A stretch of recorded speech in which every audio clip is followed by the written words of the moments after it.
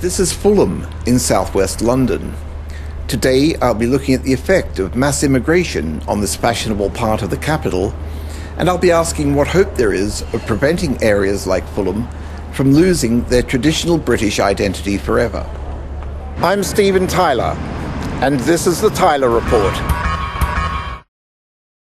I suppose most people think of Fulham as being one of the more affluent parts of London, an area of choice for the more aspirational first-time buyer.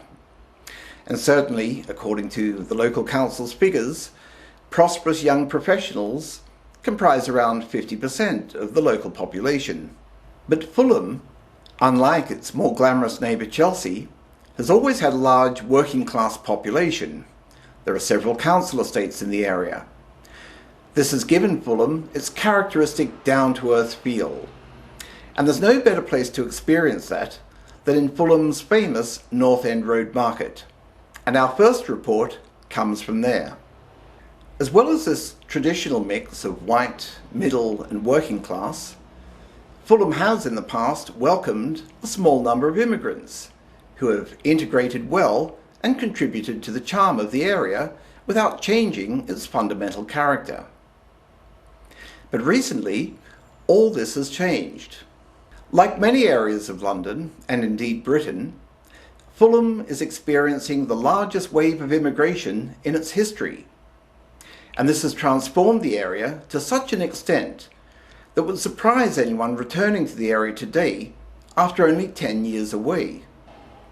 Most of these immigrants are either asylum seekers from the war-ravaged Horn of Africa, Ethiopia, Eritrea, Somalia, or Poles and other Eastern Europeans who are now, thanks to the EU, able to work and live in the UK legally. I asked local people, both British and non-British, for their views on this contentious issue. And there's been quite an influx of immigrants into the area. Yeah, there has, yeah. Has that been noticeable? It has been noticeable, yeah. And what are your feelings on that? Well, I think it's noticeable everywhere in London.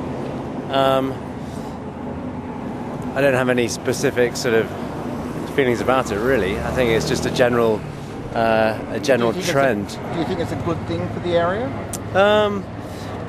It's hard to say, really. I think if it benefits the area, then yeah. But if it doesn't, then if there's an increase in crime, or if there's an increase in, I don't know.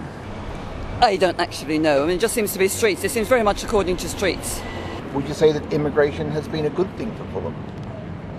Oh, I wouldn't know. I wouldn't know about that. Flats being given to immigrants? Well, you don't have to ask me that question. You know they are. Everybody knows they are.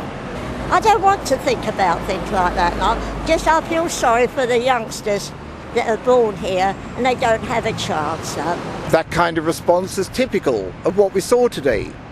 I'm sorry I can't give you right answers and that, love, but you have to be very, very careful.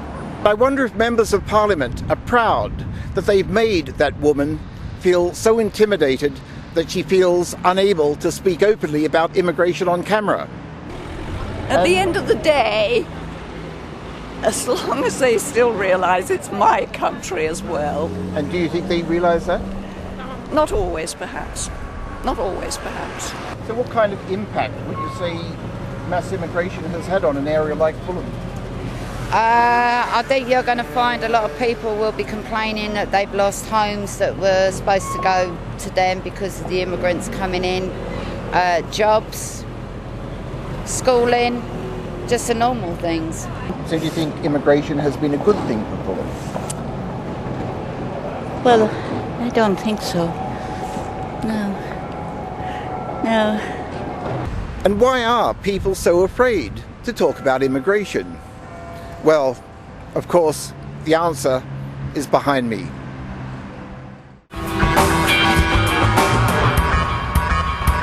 Well, that's what the British people we spoke to think. But what about the non-British people? And do you work here? Yeah. And why did you come to London? That is good London. Why is that? Prima, that is good London. Good London. Good London.